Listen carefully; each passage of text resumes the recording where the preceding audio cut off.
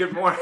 It was hard to find ones that were lead based, but I just in case you weren't aware, Boiler Room was one of them. I'm not sure which one that one with electric cars is, but the third one is Tommy Boy. If you haven't watched that movie, it's hilarious.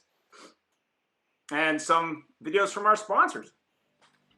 Hi, this is Gail Rubenstein, the founder and CEO of Retail Resilient. Car dealers all over the country love working with us, and let me tell you why. We have two product solutions that they absolutely love using. The first product solution is a Facebook and Instagram school where we build out a curriculum for salespeople and managers. We teach them how to create new car offers, used car offers, and get pre-approved offers. We also have a campaign management program where we generate leads for them, and then they do what they do best, they sell cars. So we train their sales staff on how to handle social media leads. Our car dealers typically say to us, I had the highest grossing month in the history of my business. I'm up double in my volume year over year. We even had a client the other day that told me that he was absolutely blessed because he loved our customer service. Everyone at Retail Resilient works remotely from home. I hire only car people from all over the country, so I hire all A players. They're really good at what they do, and we absolutely love helping car dealers. So give us a try, give us a shout. You know, any opportunity, we would love to see if we're a fit to work with you. Thanks, Gail. A few books. Well, it was a little bit hard to find just 3 books, so I found a few. Pitch Anything by Oren Klaff. If you haven't read his new book, Flip the Script, really good book. Coaching Salespeople and the Sales Champions with Keith Rosen. Daniel Pink, To Sell as Human, The Ultimate Sales Machine, and Influence. If you're not familiar with Robert Pelladini, really interesting books if you're interested in the psychology of why people buy and how to influence people. And here's Barry. And I got my eyes closed. Hi, this is Barry Jordan from WhiteGlovePerformanceGroup.com. I'd like to take a few moments of your time to share how we can make you more profitable. Dealerships all over North America are using our cloud-based power dialing platform, Touchpoint, to manage their outbound sales-generating phone calls.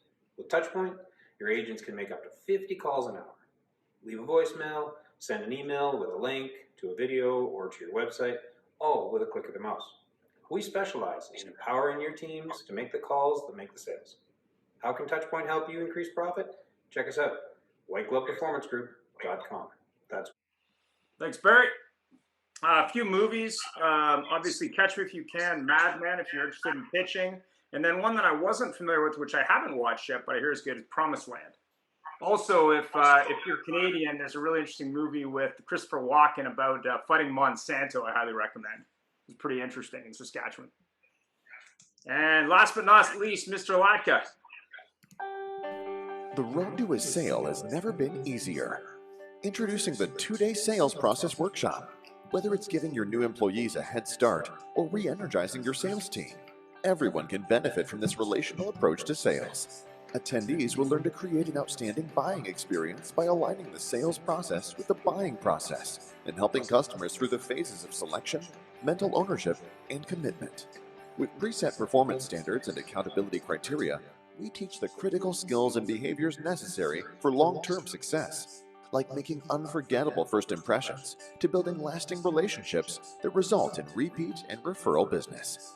Through lectures, group discussions, PowerPoint presentations, and helpful Q&A sessions, everyone walks away with the knowledge and tools they need to succeed. Included are detailed workbooks with daily routines and framed certificates of accomplishment.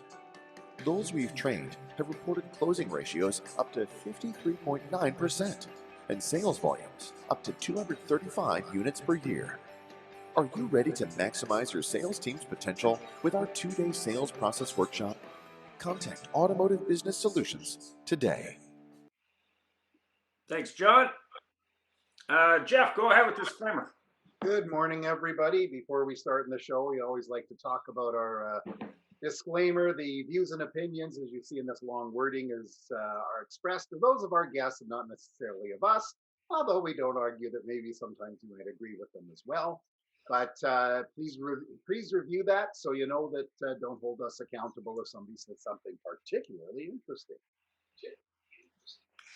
And today our show is the Sell More Friggin' Leads show. Being politically correct, of course, we use frigging instead of something else.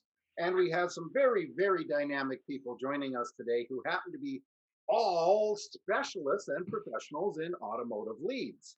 The first gentleman to join us, who's not necessarily the best, but just ask him, you know he is, Paul Lahal, or Lee Hall, I'm not sure, Paul, who's the Chief Technology Officer at Connect AI in that sprawling metropolis of Burnaby, BC. Paul, if you could take a moment and introduce yourself to everybody. Sure. Hello, guys. I'm CTO of Connect AI. We've been working on building a technology. We from 3 years. It's already live at about more than 80 dealerships right now.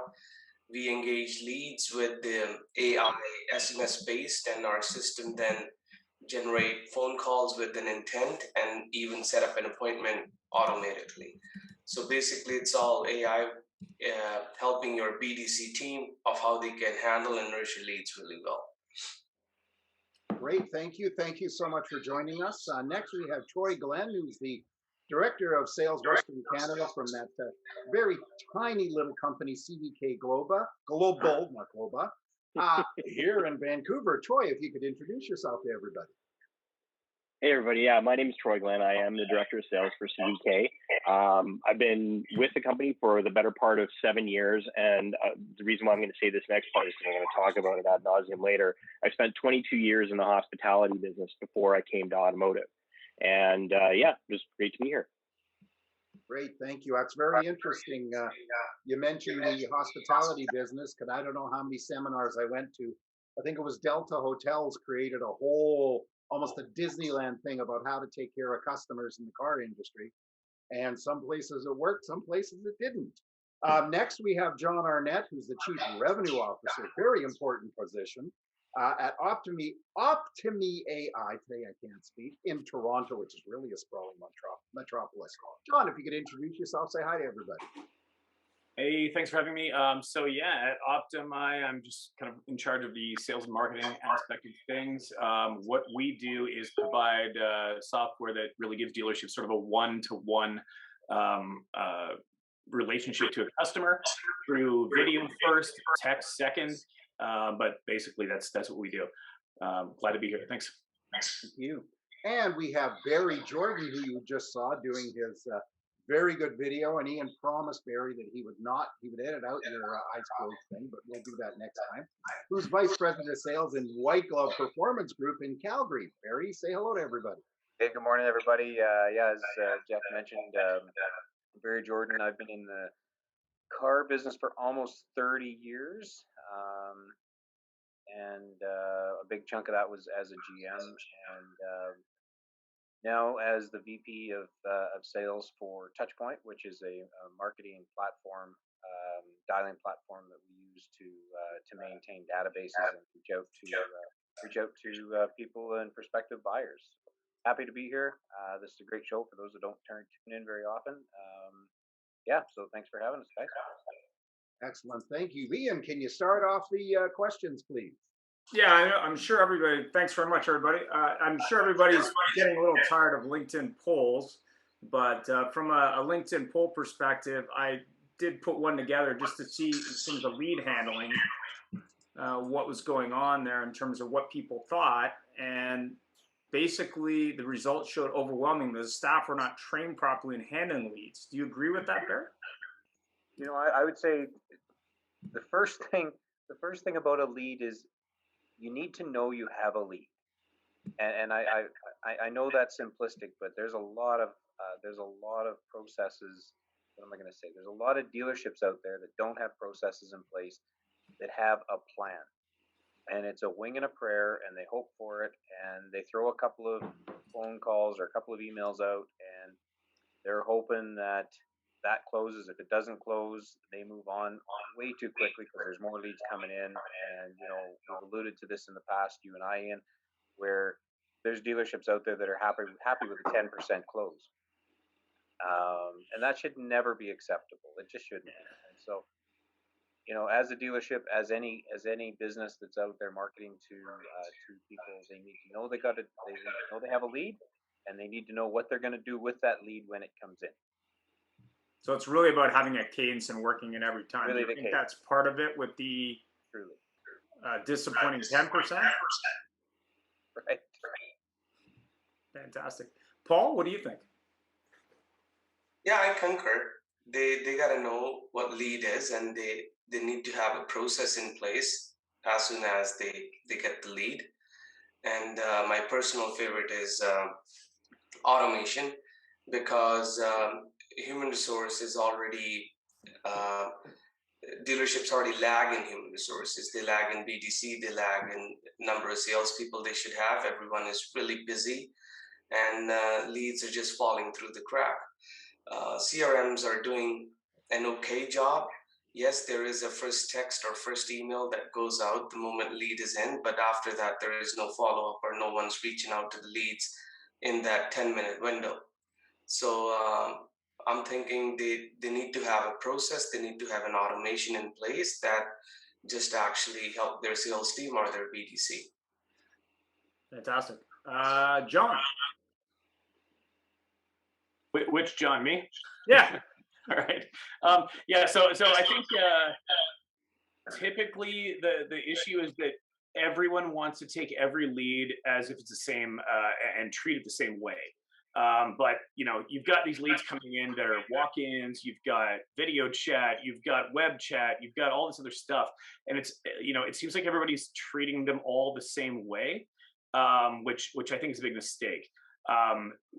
Typically what I've seen is you get, it doesn't matter what channel you come in from, but somebody says, cool, let's get you to come into the store. And that's all they want to do is say, come into the store, or let me phone you, whatever it is. I bought 2 cars during COVID, and one was over video and one was over SMS, 100%. And what was annoying though is in both cases, I had to fight the dealer to be like, no, I want to stay on video and do this over video. And like literally, they kept saying, "Well, why don't you just come in?" And I'm like, "No, I just want to buy the car on the video. Just do what I want." So anyway, I think that's an interesting thing: is meet the customer where they want to be. Sounds like what I was taught when I first started to sell cars. Get them in, get them in. Troy? Yeah, I agree with everybody as far as the process piece is concerned. And really, I think what it boils down to, in my opinion, is, it's trust. And a lot of dealers don't trust their salespeople to carry the whole process through. And they'll train them once, they'll hire trainers, they'll buy a software, they'll buy our consulting, and then that's it. The sales manager then, as a sales manager, you'd think presumably would be continually training and developing their staff and coaching them and role playing them and doing all that stuff, and they're not. The dealers don't trust the sales reps to take basic financial information from the customer, or to quote basic pricing. And sales managers are spending all their time penciling deals. I think sales managers need to spend more time training the people and empower those people to do the other stuff. And I think the more training and role playing and live experiences will help in the long run. But again, all the process piece and the software and everything else that we're all talking about is a critical first step. But the ROI, the dealers aren't seeing it past the first couple of months because they're not getting the follow-up training and the consistency of it. Yeah, fantastic. One of our there's a few things on here in the Auto Hub show that we repeat over and over and over again, and one of those things that we repeat is the 90% of leads get away. So in other words, that dealers only respond to about 10% of their online leads. So is there a simple recommendation that you can do to dealers so they can legitimately capitalize on their leads other than follow up on your leads? So Troy, seeing as how you were the last to speak, I'll ask you to be the first to direct to answer this. Sure. Actually, Ian and I were having a conversation last week where we were talking about the way that some dealers follow up with you when you buy a car or present a lead, and others don't. And I've done enough mystery shopping in my day that I've seen almost every mystery shop that I've done with my real contact information has never called me back, even if they don't know I'm a mystery shopper. However, there's one minivan I bought in 2013 on Vancouver Island, 200 kilometers away from me, that calls me every 3 months to this day. And I've not told them to stop calling me because I want to see how long this goes. And it's been 5.5 years. So I do think that, you know what, Jeff, not to diminish that, I really do think you need to call until the person says to stop calling politely. You don't have to be belligerent or difficult, but my reps have one job, and to ask for the business. And if you can't ask for the business, sometimes the answer is no when you ask for the business. But if you can't ask for the business, then I don't know what you're doing there in sales. It's really the number one job. Terrific. You know, it's very true that how the heck can you do more business if you don't handle what you got now? I used to have a VP of ops for the dealer group I was with that said, totally unrelated to leads, but said if you want to double your traffic, count your traffic. In this particular case, you want to double your lead response, count the leads. Paul, could you please just respond to this question about the 10% unsolution? Again, I personally think it all comes to letting the leads fall through the crack, right? And I used to run lots of marketing campaigns, and I used to get complaints saying, hey, the leads are not good. And then we started evaluating what's wrong with the leads. And we realized that not a lot of leads are actually just being called at all.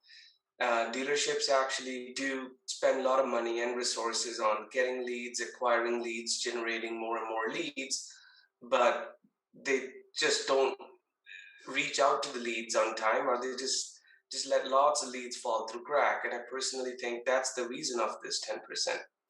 And follow up again is the key.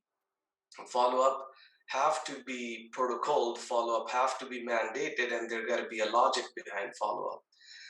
Because there is a fine line between follow up and annoying someone. So again, I'm just an automation guy. All of this I personally think can be automated, and then can be accentuated by helping your sales team, having them given a proper protocol for all of this stuff. Yeah. So do you find that in automation you get a 100% lead response? No. Lead response is very typical. Lead response is anywhere from 50 to 53%. But then that helps salespeople then understand that let's just not worry about the rest of the 46% or 47%, and let's just put the stress and emphasis on people who are actually engaging. And the rest of the 47% should be on that follow-up hopper, so that they're just being followed up, again, based on the logics that dealership wanted, how to follow up, or on their own sales acumen. You know, it's very funny. You mentioned the comment about quality leads, and reminds me again of the days way back when you relied on lot traffic, and the salesperson would stand in the showroom and look at the people out in the lot and go, yeah, they're not buyers, they're not buyers, they're not buyers. Oh, they're a buyer. Same thing with their leads. Exactly. Barry, what's your thoughts on this? You know, actually, Jeff, I was just thinking of that same analogy where I think if you went to a car dealership and you stood at the front door and you asked everybody walking in that door, are you here to buy a car today? Here to buy a car today? You'd probably get the same closing ratio as these lead generations get at the 10%. But the sale is made through relationship, through bonding, through finding similarities in what you do in the sales process. And that's what happens in the showroom, on the test drive, and all these different steps that we have where we actually form a relationship with the client. And I think that's a big part of what's missing in the internet process is when a lead comes in, they're really just saying, do you want to buy a car? And yes or no. And if it's no, they move on. There is no process. There is no video presentation. There is no finding similarities and common ground and all the things that we do in sales. But say hi, Paul. Tell him to come on the show, man. Anyway, Let him tell us. let them tell us about automation. Yeah, but I just think so much of it is just we asked once, they said no, we ran away, and we let the 90% die. And I just don't think there's enough process going on that says, hey, what does this guy really want? And back to John's comment about trying to buy a car, and he just wants to do it through SMS. He just wants to do it through video. Well, just let the man do it that way. Like, this is not complicated. Yeah, that reminds me, again, we go back to the old days that customer would say to you, what can you give me for my car? They'd say, no, what do you want? No, what can you give me? No, what do you want?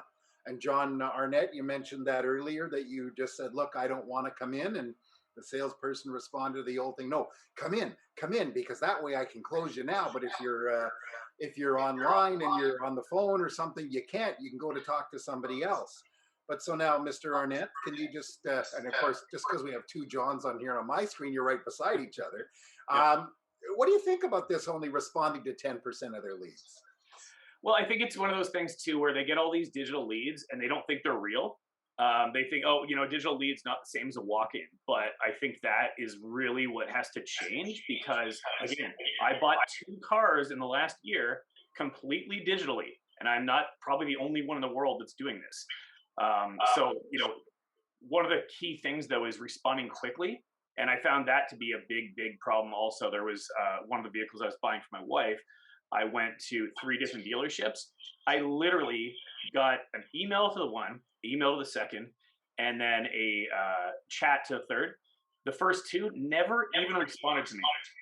And I'm like, okay, I have money, I want to spend it, and but no, so it's getting back to people quickly through the method they want. So I'm going to keep harping on that.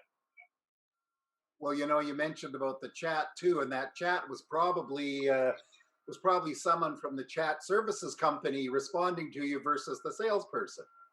That's right. So that added a huge delay as well, where I would have loved to just chat with a salesperson in 30 seconds or so.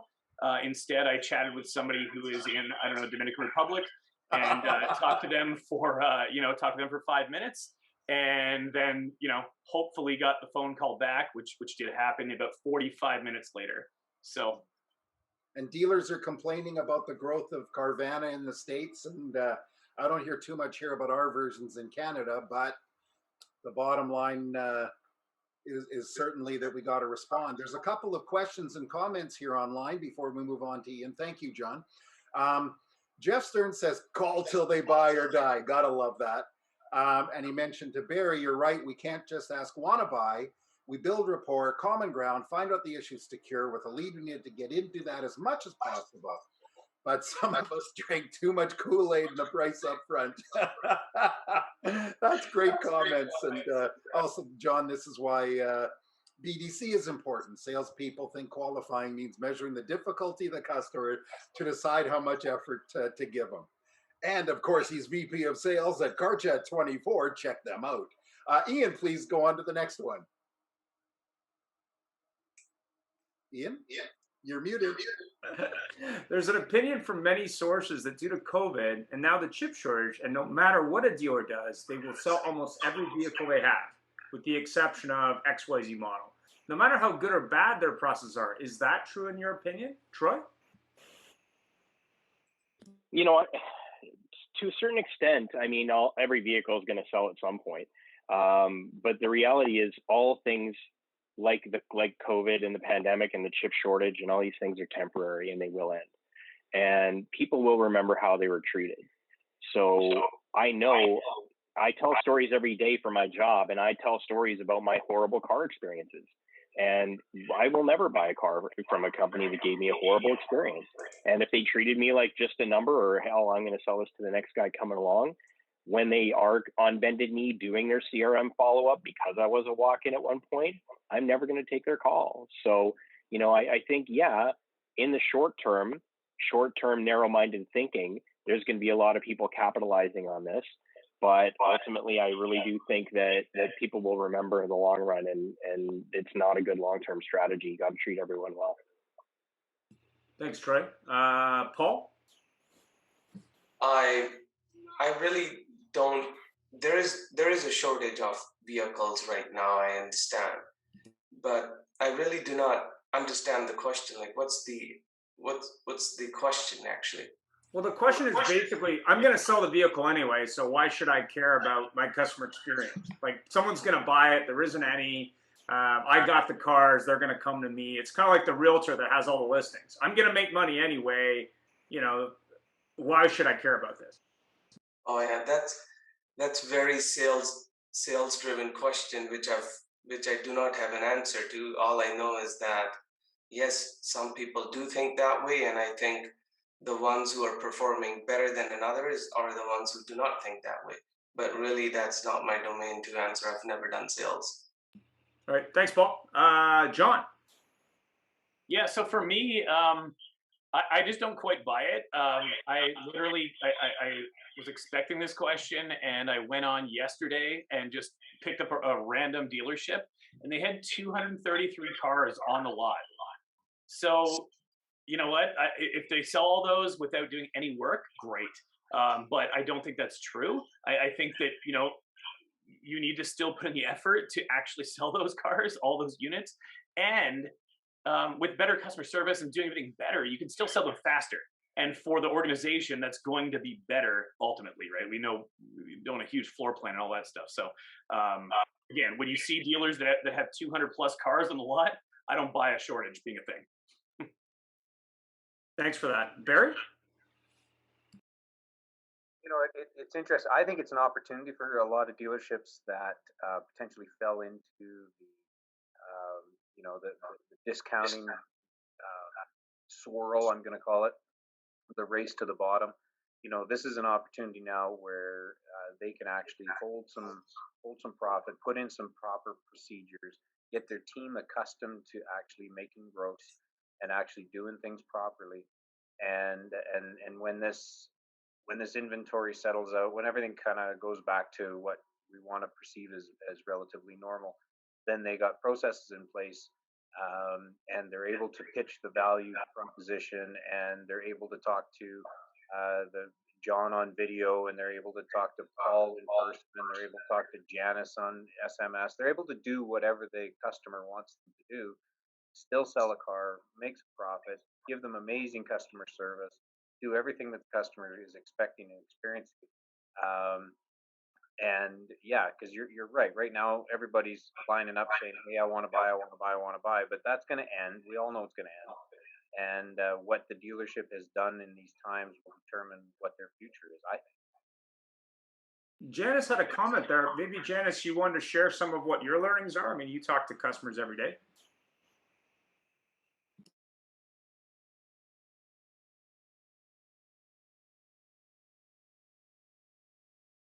Can't hear you, Janice.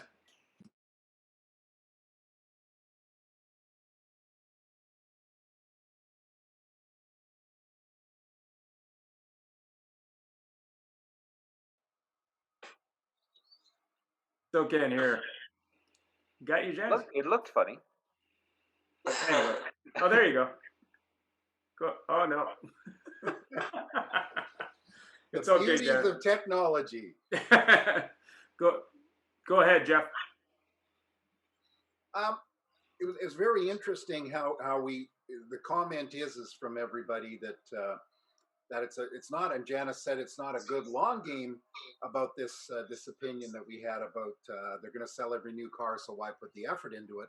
And Paul just is processes, and of course your business is all process. So a lot of people are cutting process because they just can sell the cars. But Paul, I'm going to ask you the question.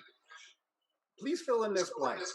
The one thing dealers can do to close more friggin' leads is a process. Have a process in place. Okay. Anything else? Can you expand on that a little bit? Because human being is biased. Human being is busy. We have busy days, good days, bad days. So, but lead on the other end doesn't know what's happening on this end. Leads have to be treated in a way, in a process, in a way that they should have been treated. There got to be a communication that's going out. There got to be a report that needs to be built in. There have to be a follow-up with those leads. And then finally a phone call. And then I'm a big believer in selling online. I don't think they need to just bringing them to the dealership is the way to sell cars. So if there is a good process, if there is a great BDC in place, if they can build communication via SMS or any kind of online portal, that's what it takes to close the leads these days. Yeah. Well, you know what's funny? There was. It also reminds me. Today's my day to wax nostalgic. But salespeople used to ask customers this question: "Is what do I have to do to earn your business today?" And in the old days, I think that kind of meant how much can I manipulate you to put a deal together now? Whereas online, you need to earn their business. That's what I would take from you. You've got to do business their way. Yet, of course, the way so many salespeople were trained, and I see John Latka smiling there, is those people were trained in a way not to do what the customer wants, to convince the customer to do it the way I want. But that isn't working anymore, is it? Exactly. Great, thank you so much. John Arnett, you address this thing, what, in your opinion, what's the one thing dealers can do to close more friggin' leads? Yeah, so I'm going to be pretty selfish here in that, my company does video chat first. Hey! Just have video chat. Like, why not? It's so simple. And it doesn't have to be mine. It can be just Skype or Zoom or whoever. It doesn't matter. Just make that easy that somebody who doesn't want to come into your dealership right now can still buy a car. And like, I've been vaccinated. I had that whole thing, but I still have no interest in walking into a dealership today. So that's it for me. Well, Janice had a thought, Jeff, just so you know, your mic's working now. Hi, Janice. Testing, is it working? We hear you. Yeah, I love the human element in it. Like, not just a process. I love the video chat too. Just the human element, period. With the process, somebody babysitting it. What I'm seeing lately, and you say I talk to customers all the time, and I look in CRMs, I'm seeing some outdated material where we're still sending out the same thing that was set up. The process was set up, and no one's managing it. And I see dealers sending out names of staff that isn't there, things that aren't appropriate. It's fine to put in processes, but a human still needs to watch them. So just thinking about automated emails, automated texting, we just have to keep our eye on that as well. Once it's set up, it's not just forget it. I think we need to look at it. And I've seen a lot of dealers make that mistake just in these COVID times of sending out information that isn't updated on emails, on even when dealers are changing names, I still see the old name a year later. It's coming up on call display. It's coming up like, there's still pieces missing. But the human element, for sure. I mean, how dare anybody, just because we got the cars, you're going to buy it anyway. I mean, what a terrible attitude. Long term, that'll definitely bite you, because people have long, long memories. They remember. We hear stories people tell us from something that happened to them years ago. So, customer service is a strategy, period. Just looking after your customers is a long-term strategy, and spending some extra money on making sure people are taken care of instead of always chasing more leads. We're always chasing that lead instead of taking care of the house and getting more leads. I mean, have we looked after the leads we already have? And are we taking care of the people that are already in the CRM that are waiting instead of chasing more? Yeah, well, this is definitely one of the purposes of this show. Thank you for that input, Janice. Because again, we find that people, I think Paul mentioned this, that where dealers are spending a fortune. They're buying more platforms. They're buying more leads. They're spending all this money on leads, and then their salespeople are sitting there, if it's the correct salesperson that was ever supposedly followed up in the customer, and saying, "Oh yeah, they're not gonna buy because they're they're from up north, and people up north only buy pickup trucks," or something like that.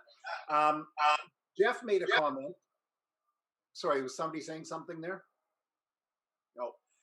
Jeff Stern made a comment. I'll only read part of it online, but he said, "Video chat is office. We came out with We came out with this 8 years ago," and he says, until the last year, it only really been able to work well with it. Now it helps in a lot of ways. And the only caveat this means the dealer's chatting, the dealer is chatting, which does scare me, is how they're doing it. And it's very true, Janice. You made that comment that they're sending out autoresponders. We have people online that are from automated businesses, and it's only as good as the dealer making sure that Jane responding to it is actually still at the dealership. And I experienced it firsthand where the marketing department wasn't in the loop with the HR department and didn't know who was there or whatever. And like Troy said earlier too, the sales manager doesn't even know.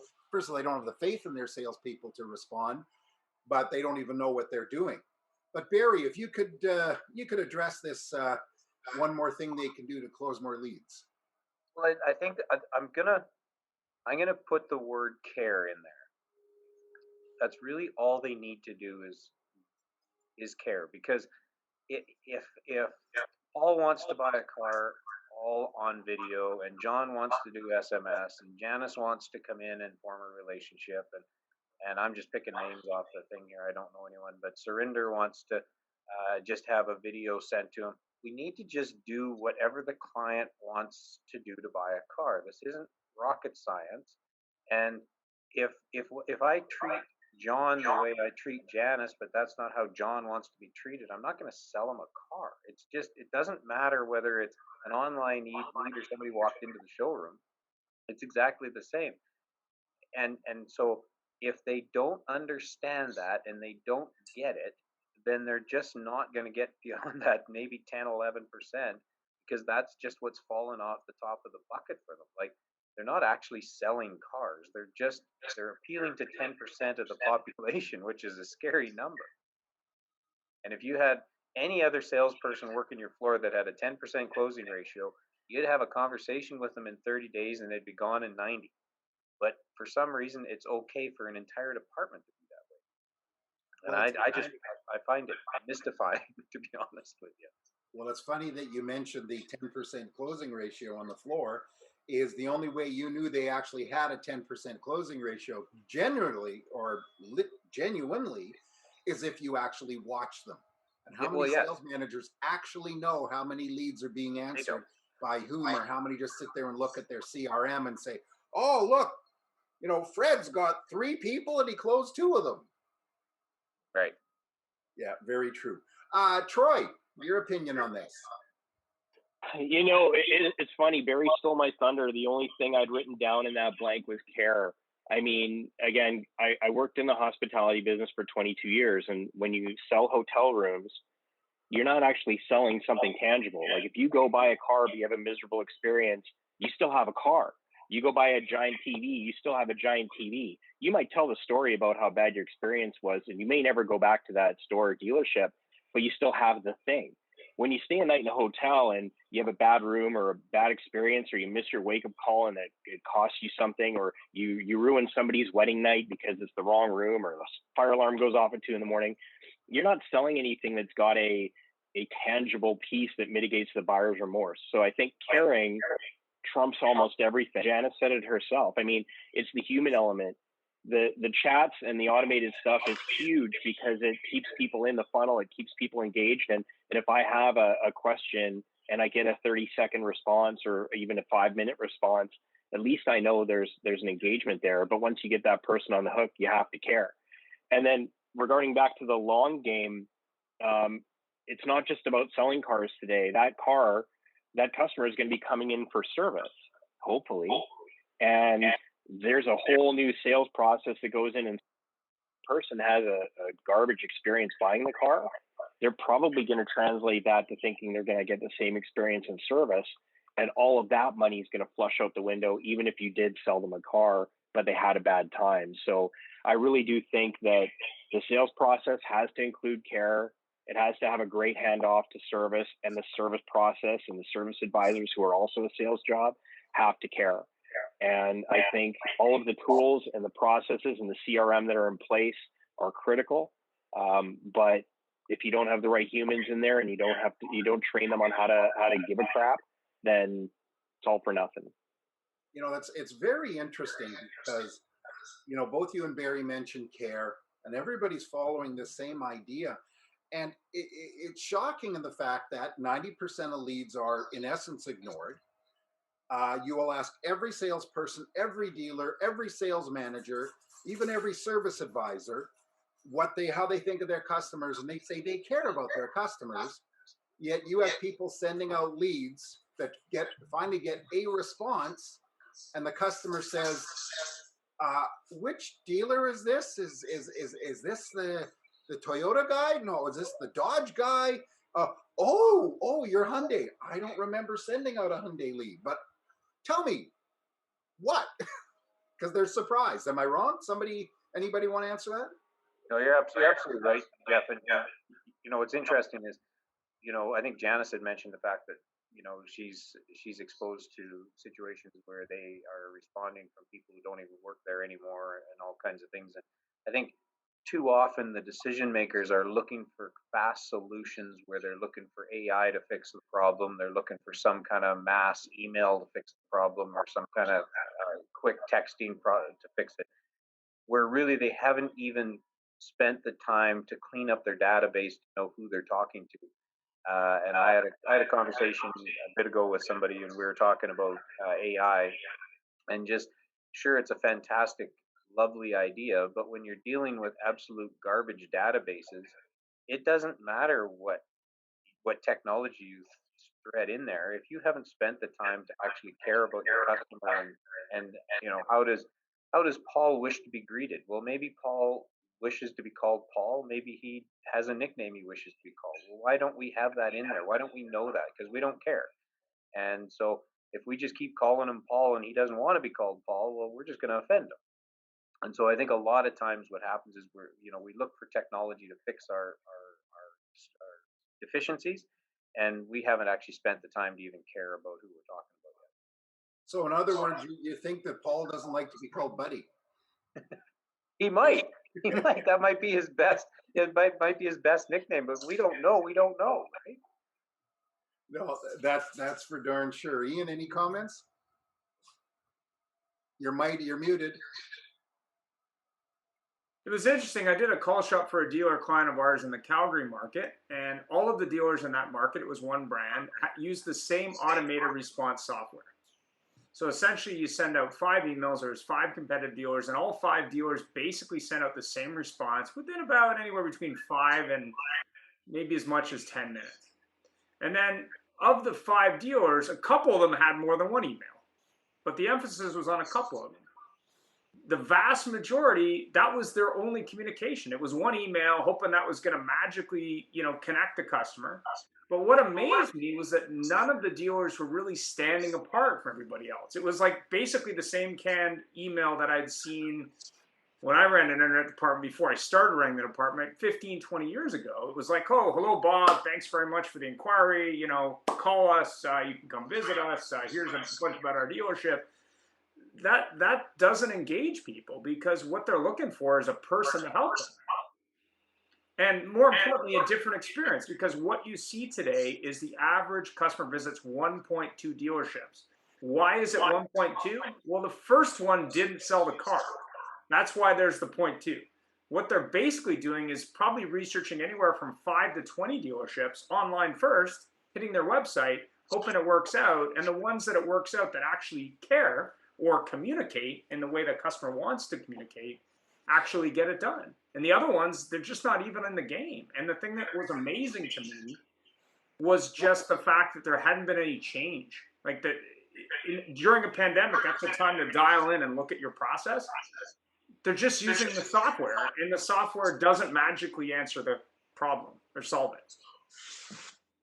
That's such an awesome point. And like during the pandemic, we've seen now 600% increase in average citizens using video chat online. And yet, like, what dealerships are using it? It's probably 10% of them, if that. And again, why? Like, now everybody's ready to do this. My dad, who's 71 years old, he video chats me. guess what? Like, let's sell a car that way. Come on. Simple. Yeah. But also, I mean, there's an ad for, I think it's for, I'm not sure what it's for, but it's a gentleman talking to his dad, and his dad's probably 70s. And the dad's holding the phone up to his ear. He's like, Dad, do you hold a mirror that way? So at the end of the day, it's the right tool for the right thing, but more importantly, what's the right process? I mean, ask some questions, whether it be automated during chat or using AI, age of the customer, how do they prefer it? Customize the experience to that customer, in my opinion. And I think, Ian, and I think, no, go ahead. Go ahead. I was just going to say, it's funny because there's a perfect storm happening where, with all the online searching, all the online information, whether you're buying a barbecue, a hot tub, or a car, or a hotel room, back to Troy's comment, you can pretty much find out almost 100% about what you're going to purchase or what that is going to be like once you own it. Within a percentage point or two, what you can't figure out is what the experience is going to be when somebody says hello. And that's the one thing that we have 100% control over, but most people are not taking advantage of it. I don't know. It blows me away that I can go online, I can figure out anything I want about a hot tub, and I can know how many jets and what pressure, and I'm not buying a hot tub or whatever, and all that kind of stuff. But when I actually send an email out, that'll determine whether I actually want to buy that or not. It blows me away in today's world. And I think to echo on what Barry was saying, not only do you know everything about the product and the car you're going to buy or the hot tub, but you also know how much it's going to cost. And most websites now, the OEM websites and the dealership websites, have a payment calculator. So when dealerships don't trust their salespeople who they're paying to give basic financial information, it just grinds the whole process to a halt. And then you start to think as a customer, well, they don't trust this guy. Why should I trust this guy? And why do I have to ask 3 people for a price for something? And why are you dodging that question? It's important to me.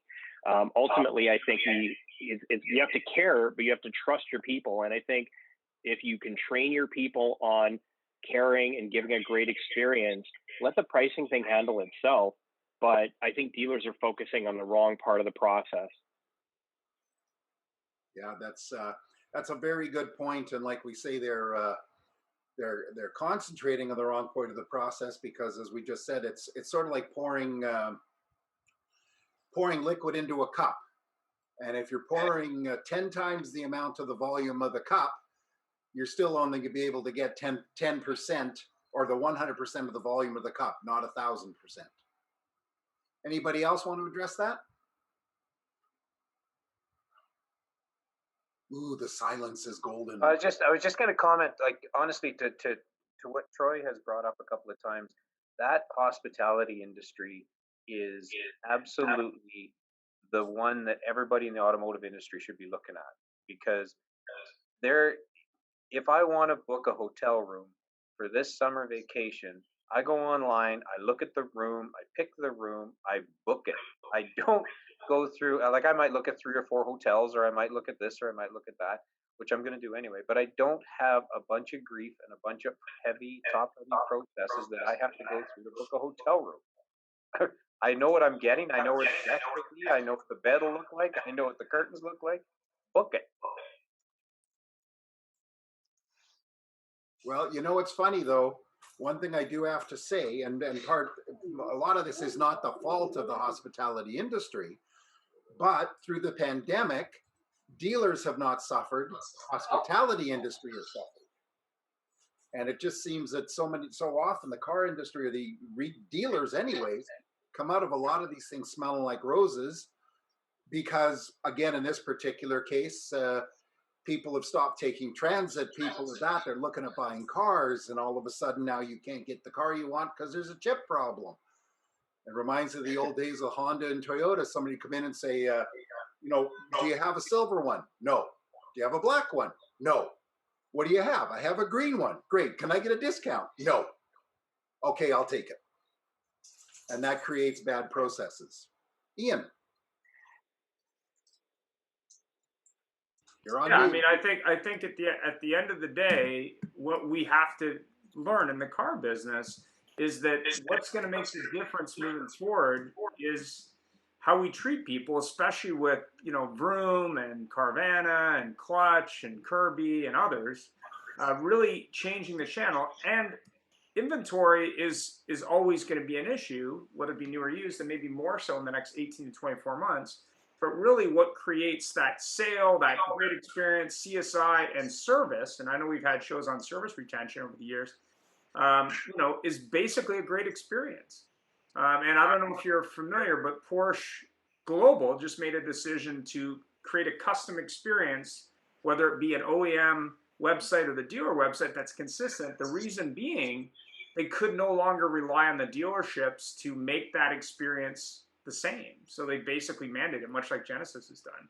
So I think as a dealership, you need to create that better experience, be it the lead, the website, both. And that will drive not only, you know, more sales, but also more after sales. And coincidentally, we have a show coming up May 25th on 40% in the service drive. Why is that okay? And I think a lot of it goes back to the initial sale. If the initial sale was bad, what's the service retention going to be? You know?